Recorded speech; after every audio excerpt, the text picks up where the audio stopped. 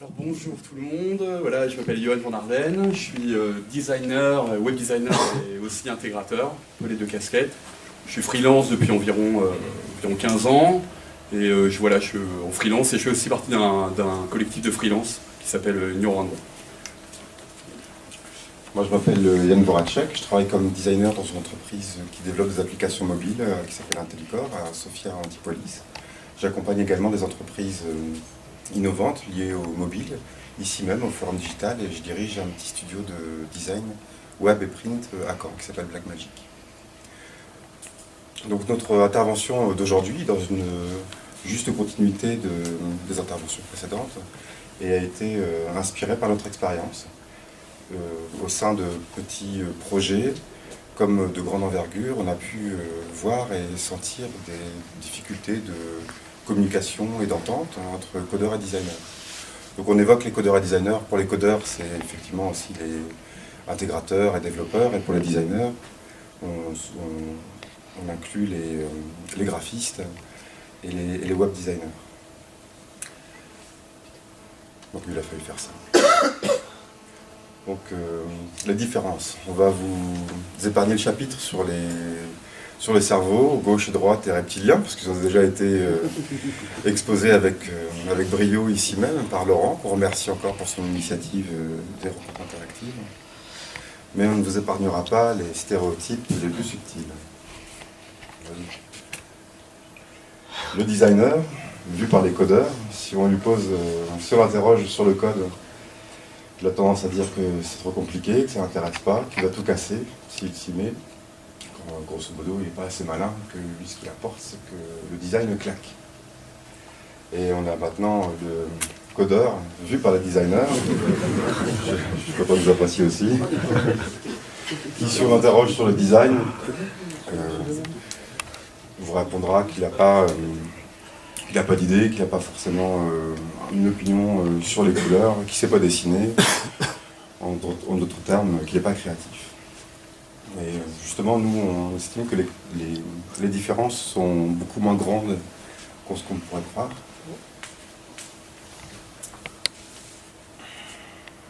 Notamment sur leur process. C'est vrai que sur le process, ils ont, que ce soit par un brief créatif ou par un cahier des charges, leur démarche est la même. Ils ont une équation complexe qui doit ramener à la formule la plus simple.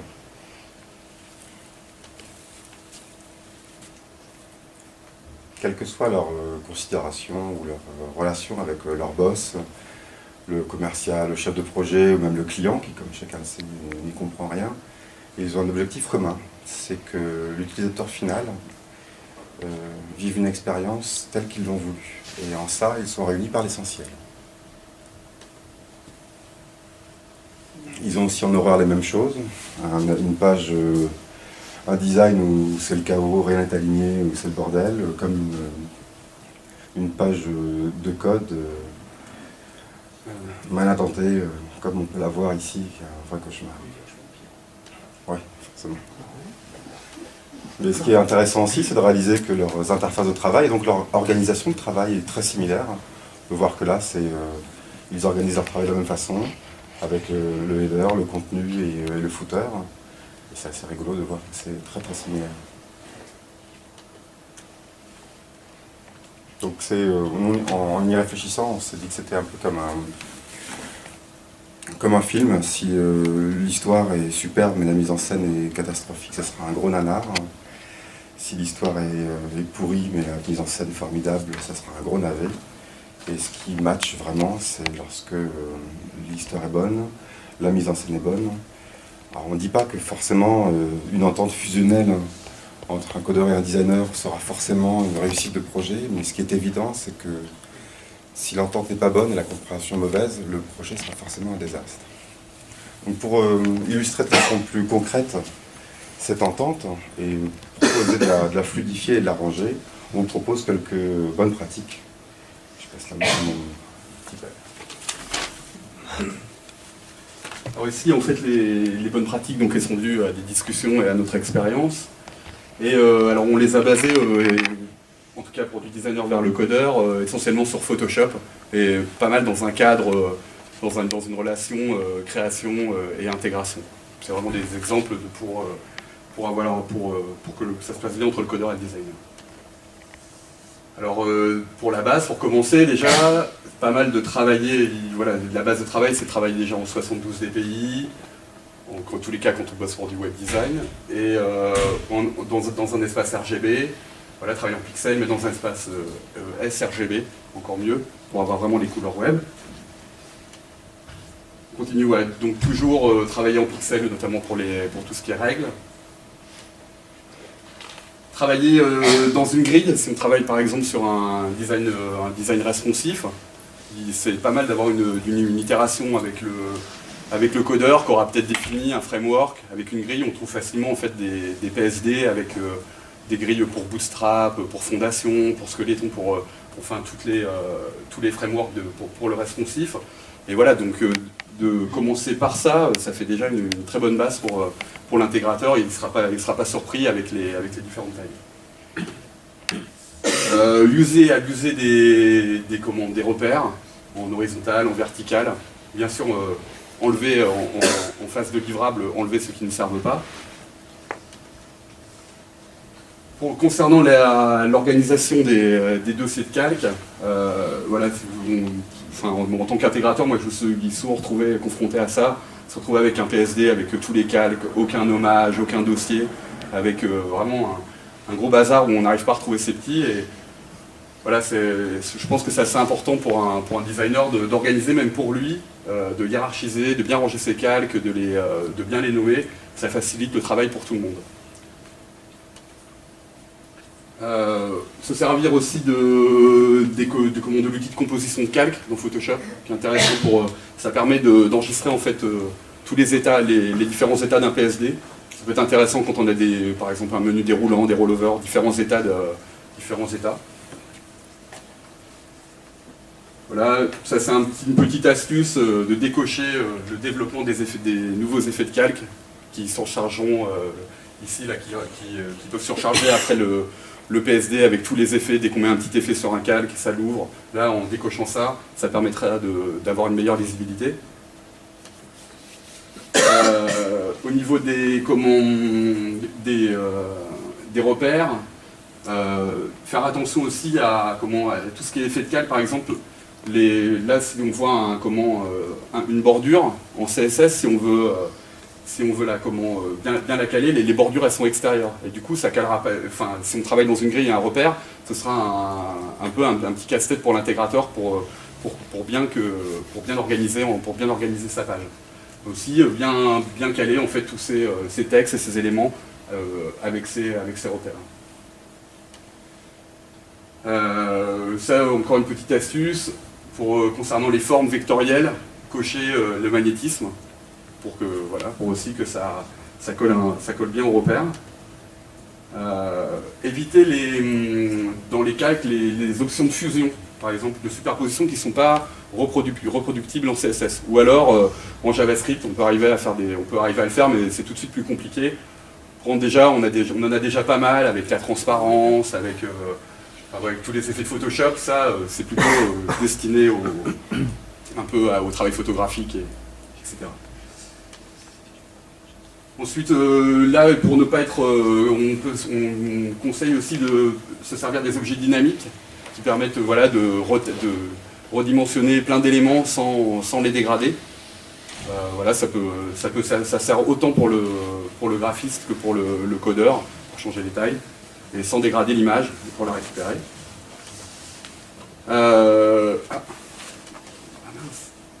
Oh, c'est perdu. Comment je fais?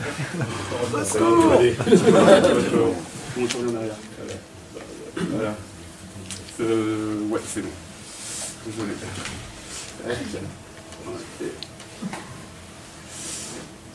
Voilà. Là, ce qu'on conseille aussi, c'est si on utilise des textures, par exemple. Faire un petit dossier de texture, c'est pas mal pour l'intégrateur. Il n'a pas à essayer de retrouver la découpe et la taille de la texture. C'est facile à faire pour le designer et très pratique pour le codeur. Concernant les formulaires, par exemple, ce serait pas mal que le designer essaie pas trop de faire de style avec ça. C'est hyper facile à faire en design, de mettre des belles flèches, des fonds dégradés et tout ça. Par contre, en CSS et surtout avec la problématique des multinavigateurs, c'est difficile à reproduire. Tous ces outils-là, ils sont déjà intégrés au navigateur, autant les garder. Et surtout, voilà, quand on montrera la maquette au client, il ne sera pas déçu par rapport à l'intégration, surtout s'il se retrouve avec un IE8, ça ne pourra jamais ressembler à voilà, un beau design de formulaire. Alors concernant les typographies, voilà, ça c'est utiliser essentiellement les web fonts. On a mis une petite liste là, dans un document qu'on pourrait voir après. Il y a plein de services maintenant qui sont super intéressants, où on peut récupérer pas mal de typos, que ce soit Google Fonts, Font Squirrel. On peut même générer, même si on a vraiment une problématique de typographique spécifique, on peut générer on peut générer un font qui sera visible sur le web grâce au Web Font Generator. Alors bon, attention aux licences et puis bien vérifier sur tous les navigateurs qu'il y a le même rendu. Faire attention de ne pas utiliser dans Photoshop les faux gras et les faux italiques qu'on ne pourra pas retrouver en intégration, qu'on ne pourra pas forcer en intégration. Sur ce petit panneau-là, il y a des trucs intéressants, c'est par exemple le designer vaut mieux qu'il évite d'écrire tous ces textes en majuscules, parce que pour le copier-coller, ce sera moins facile dans l'intégration et qu'il utilise plutôt les majuscules juste à côté de l'italique. Concernant les couleurs, voilà, on peut faire un nuancier, préparer un dossier de nuancier. Voilà, on n'aura pas 36 couleurs pour le designer, et pour le codeur, il saura exactement les couleurs qu'il aura. Ouais, c'est assez, voilà, un autre type. Voilà. Ça, on peut l'exporter. On peut l'exporter. Tu as des plugins qui te permettent de l'exporter en CSS directement. Ça te sort les codes hexadécimaux. Ah, des plugins Photoshop. Ouais. Oui, c'est possible. Enfin, il y en a. Ouais. Sur les interactions, parce que ça, c'est quand même ce qu'il y a de plus difficile si on discute pas tellement avec s'il n'y a pas tellement de discussion avec le designer et le codeur, c'est de bien montrer tous les états de rollover. Par exemple, là, on a un bon exemple où tous les états ils sont montrés, le rollover du bouton, qu'est-ce que ça fait quand ça s'ouvre, voilà, et les mettre dans le Photoshop, bien nommés aussi, avec des dossiers de calque bien organisés. Ici, il y a aussi au niveau des livrables, pour les PSD, s'organiser avec le codeur pour qu'il y ait une charte de nommage. Là, on a fait un petit peu, on a reproduit un peu n'importe quoi. C'est que là, il y a des home V3, V2, on s'y retrouve pas. Donc voilà, organiser ça, peut-être mettre une date, organiser une convention de nommage juste en amont du projet. Ici, un petit outil qui est pas mal, c'est les annotations aussi dans Photoshop. Ça permet justement d'expliquer, quand on peut pas expliquer plus simplement, les interactions, ce que ça va faire au rollover, parce que c'est dur à montrer en fixe. On a même cherché un petit peu avec Yann des outils qui pourraient nous servir pour montrer une interaction un peu compliquée, une transition. Et bref, on n'en a pas trouvé. On s'est dit, voilà, on pourrait utiliser After Effects pour le montrer en vidéo ou Flash, dans le truc simple d'animation. Mais bon, il y a peut-être on n'a pas trouvé d'outil qui était vraiment pratique pour faire ça. Donc voilà, les annotations et l'écrire. Et aussi, donc, dans les livrables, ce serait de donner un fichier où il y aurait vraiment tous les éléments de navigation qui sont rassemblés. C'est vraiment bien pour le designer, ça lui permet de voir s'il y a vraiment une unité dans sa charte graphique, de voir si tout est à la bonne taille, tout bien rangé. Et pour l'intégrateur, c'est vraiment super parce qu'il peut aller piocher là-dedans pour, même s'il a des déclinaisons, s'il y a des templates qui ne sont pas encore faites, il peut vraiment se servir de ça, quoi. C'est un peu ça peut être une petite bible pour un designer.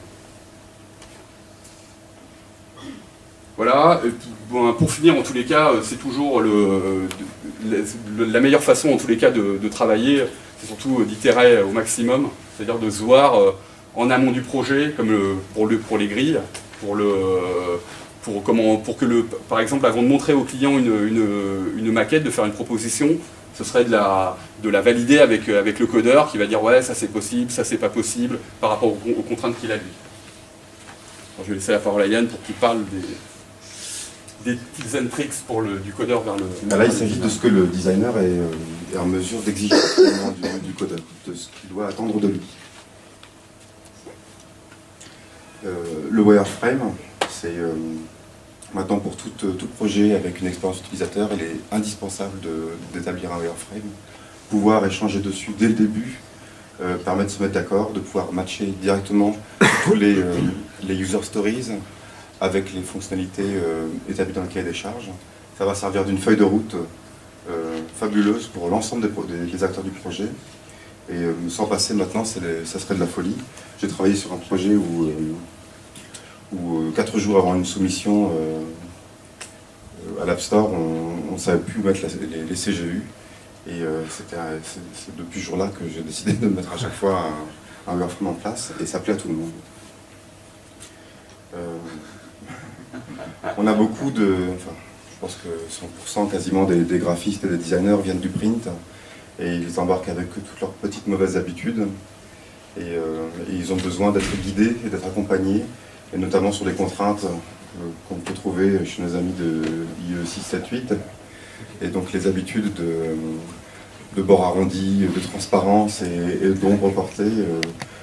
Il faut sensibiliser sur le fait que c'est pas toujours aussi pratique de les afficher, et que on ne peut pas faire tout valider à un client tant qu'on n'a pas validé ça avant.